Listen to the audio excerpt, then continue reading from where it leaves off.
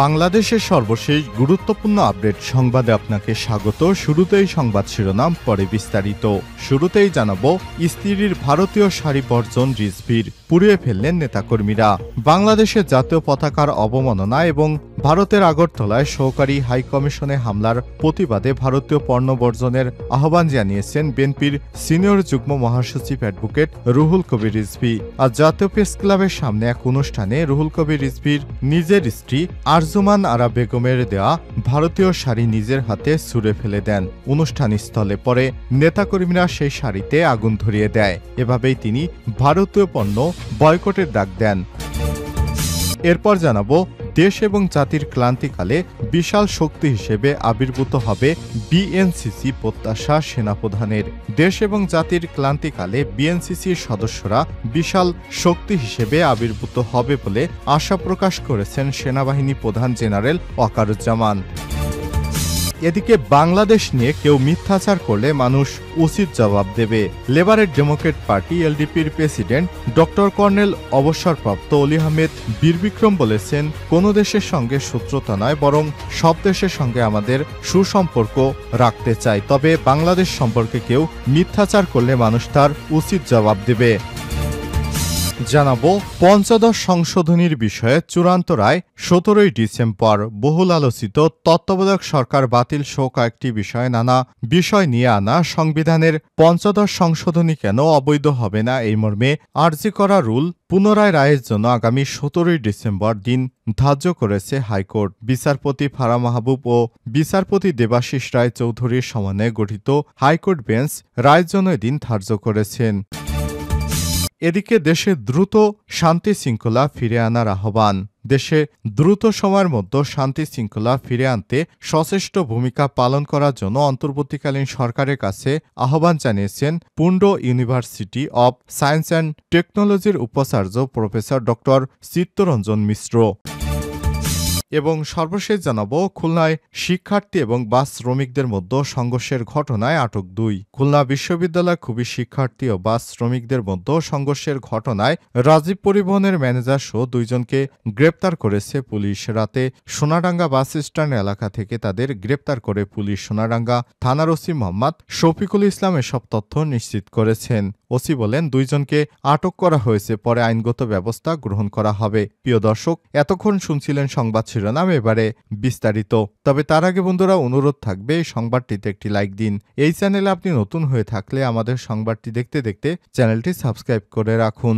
Comment করে আপনার মূল্যবান মতামত জানিয়ে দিন আপনি বিশ্বের কোন দেশ থেকে বা বাংলাদেশের কোন স্থান থেকে আমাদের সংবাদটি দেখছেন এবং শুনছেন। এবারে বিস্তারিত।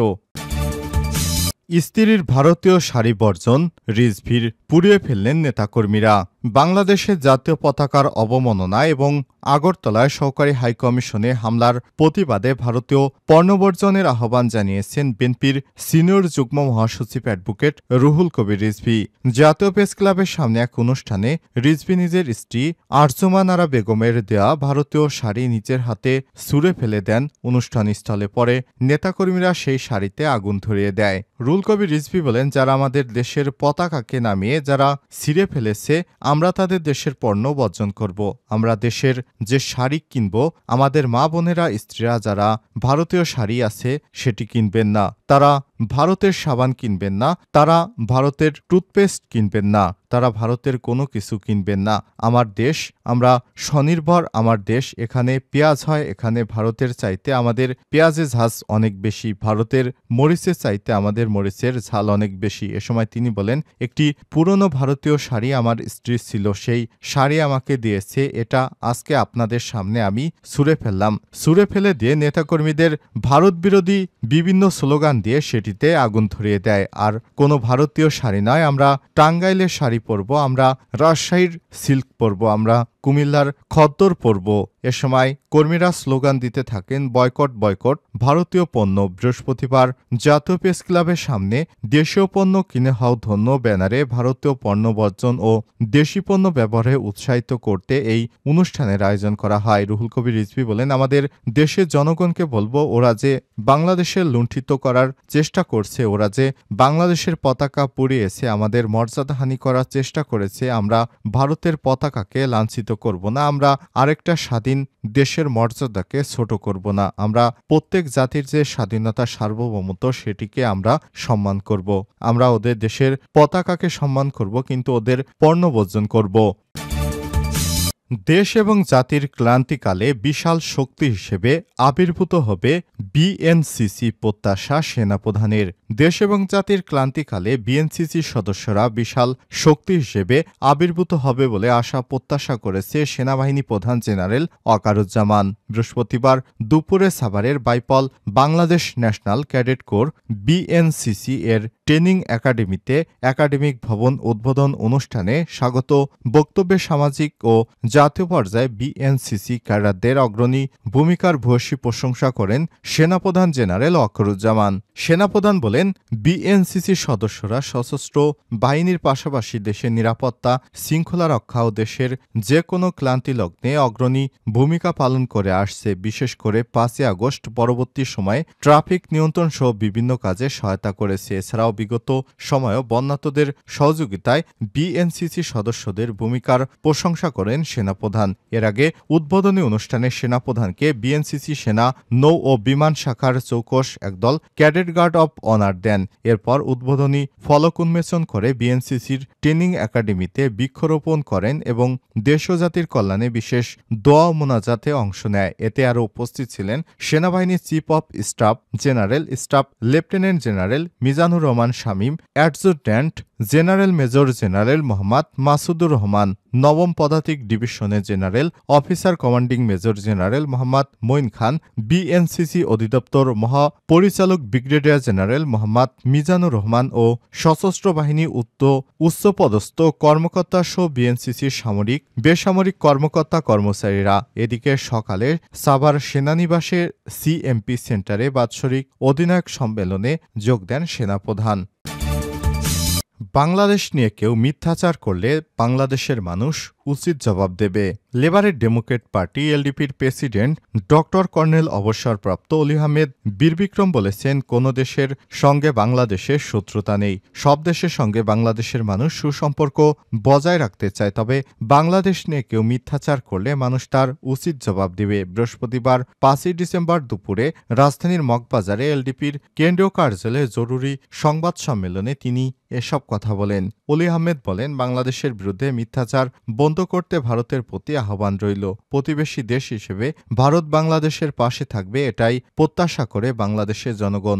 বন্দি বিনিময় চুক্তির মাধ্যমে ভারতে আশ্রয় নেওয়া ব্যক্তিদের বাংলাদেশে ফিরে আনারও আহ্বান জানান তিনি। আওয়ামী লীগ ভারতের দালাল মন্তব্য করে কর্নেল অলি আহমেদ বলেন, শহীদ প্রেসিডেন্ট জিয়াউর রহমান ও খালেদা জিয়ার শাসন আমলের সময়টুকু ছাড়া বাকিরা ভারতের দালাল ছিল। বর্তমানে ভারতের দালাল হিসেবে আমরা কাউকে কাজ করতে দেব না। আমরা ভারতের বিপক্ষে না, আমরা কোনো দেশের বিরুদ্ধে না। যারা আমাদের সাহায্য সহযোগিতা করছে তাদের প্রতি কৃতজ্ঞতা প্রকাশ করি, তবে বেশি গুতাগতি করলে কাউকে ছাড় দেব না। আওয়ামী লীগের আমলে ব্যবসায়ীদের কাজের লাইসেন্স বাতিল করে উন্মুক্ত করে উপযুক্ত ব্যক্তিদের দেওয়ার আহ্বান জানিয়েছেন কর্নেল অলি আহমেদ। এলডিপি সর্বদা এই সরকারের সঙ্গে আছে, এই সরকারকে ব্যর্থ হতে দেওয়া যাবে না বলেও মন্তব্য করেন তিনি। পঞ্চদশ সংশোধনীর বিষয়ে চূড়ান্ত রায় 17ই ডিসেম্বর। বহুল আলোচিত তত্ত্বাবধায়ক সরকার বাতিল সহ কয়েকটি বিষয়ে আনা সংবিধানের পঞ্চদশ সংশোধনী কেন অবৈধ হবে না এই মর্মে জারি করা রুলের রায়ের জন্য আগামী 17ই ডিসেম্বর দিন ধার্য করেছে হাইকোর্ট। বৃহস্পতিবার 5ই ডিসেম্বর বিচারপতি ফারা মাহবুব ও বিচারপতি দেবাশিস রায় চৌধুরীর সমন্বয়ে গঠিত হাইকোর্ট বেঞ্চ রায়ের জন্য এদিন ধার্য করে। দীর্ঘ 23 কার্যদিবস শুনানি শেষে রায়ের জন্য এদিন ধার্য করা হয়। তত্ত্বাবধায়ক সরকারের ব্যবস্থা বিলোপ করে আনা সংবিধানের পঞ্চদশ সংশোধনীর বৈধতা নিয়ে শুনানি শেষ হয় বুধবার 4ই ডিসেম্বর। 2011 সালের 30শে জুন জাতীয় সংসদ পঞ্চদশ সংশোধনী বিল পাশ হয় এবং রাষ্ট্রপতি 2011 সালের 3 জুলাই তাতে অনুমোদন দেয়। ওই সংশোধনীর মাধ্যমে তত্ত্বাবধায়ক সরকার ব্যবস্থা বাতিলের পাশাপাশি শেখ মুজিবুর রহমানকে জাতির পিতা হিসেবে সাংবিধানিক স্বীকৃতি দেওয়া হয়। এছাড়াও জাতীয় সংসদে নারীদের জন্য সংরক্ষিত আসন সংখ্যা 45 থেকে বাড়িয়ে 50 করা হয়। সংবিধানে ধর্মনিরপেক্ষতা, ধর্মীয় স্বাধীনতা পুনর্বহাল এবং রাষ্ট্রীয় মূলনীতি হিসেবে জাতীয়তাবাদ, সমাজতন্ত্র, গণতন্ত্র ও ধর্মনিরপেক্ষতার নীতি সংযোজন করা হয়। পঞ্চদশ সংশোধন সংশোধনী বাতিলের নির্দেশনা চেয়ে হাইকোর্টে রিট করেছিলেন সুশাসনের জন্য নাগরিক সুজন সম্পাদক বদিউল আলম মজুমদার সহ 5 বিশিষ্টজন। গত 19 আগস্ট হাইকোর্ট রুল জারি করে সংবিধানের পঞ্চদশ সংশোধনী আইন কেন সংবিধানের সঙ্গে সাংঘর্ষিক ঘোষণা করা হবে না জানতে চাওয়া হয় রুলে।